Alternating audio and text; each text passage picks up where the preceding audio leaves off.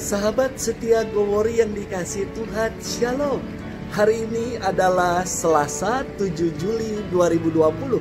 Kita akan bersama-sama merenungkan firman Tuhan dari Injil Matius 9 ayat 32 sampai dengan 38. Mari kita siapkan hati kita untuk bersama-sama mendengarkan kabar sukacita Tuhan hari ini.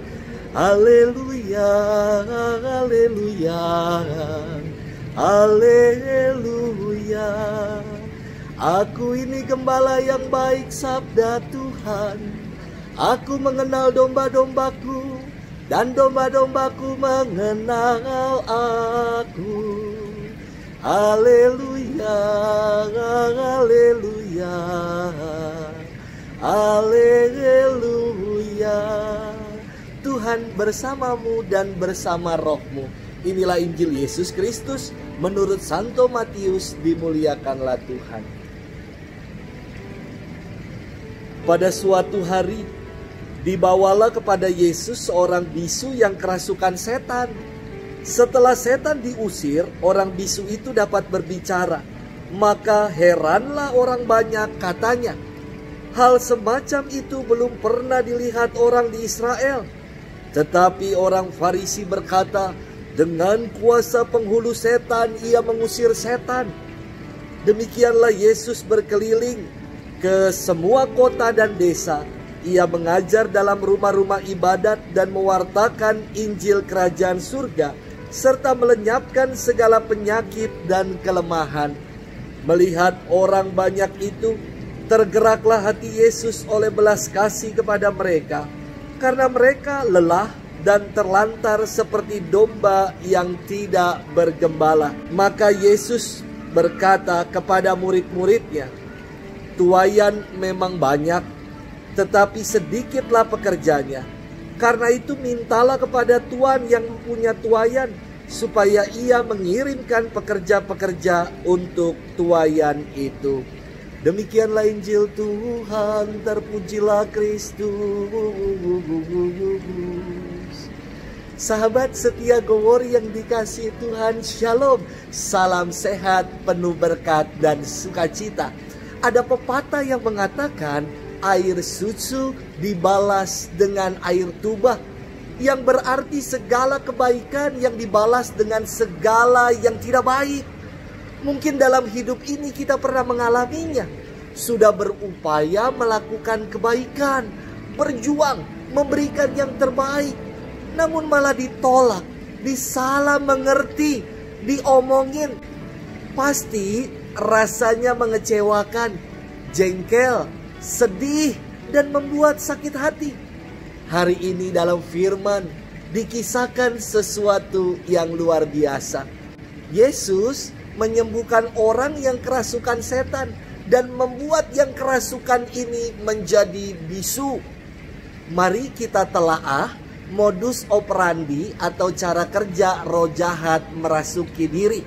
Yang pertama adalah dengan membuat orang menjadi bisu. Bisu untuk bersyukur, bisu untuk bersaksi di tengah kehidupan, dan bisu untuk mewartakan kebaikan Tuhan. Cara kerja ini sangat efektif di tengah pandemi corona saat ini.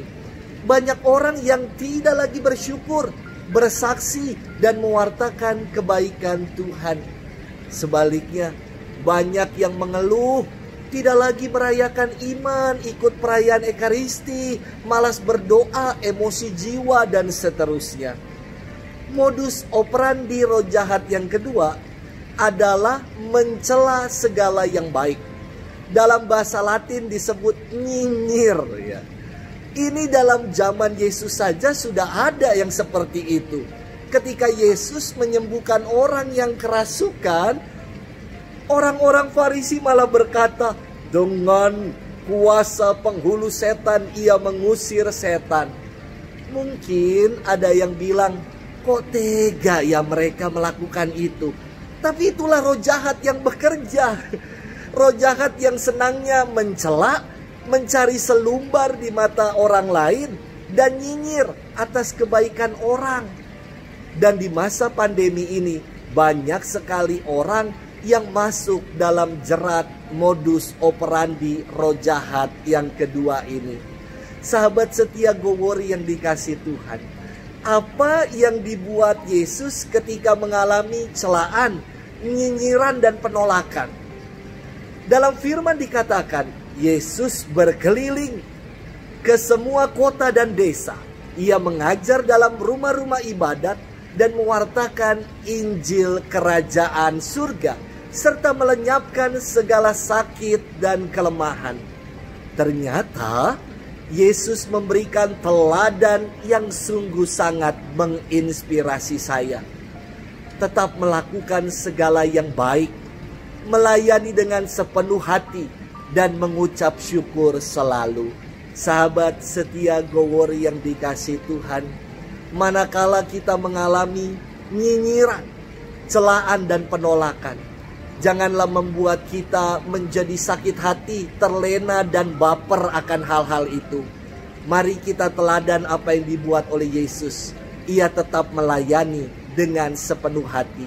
Jangan lupa untuk senantiasa mengucap syukur, dan jangan lagi menjadi bisu atas setiap karya-karya baik yang kita alami.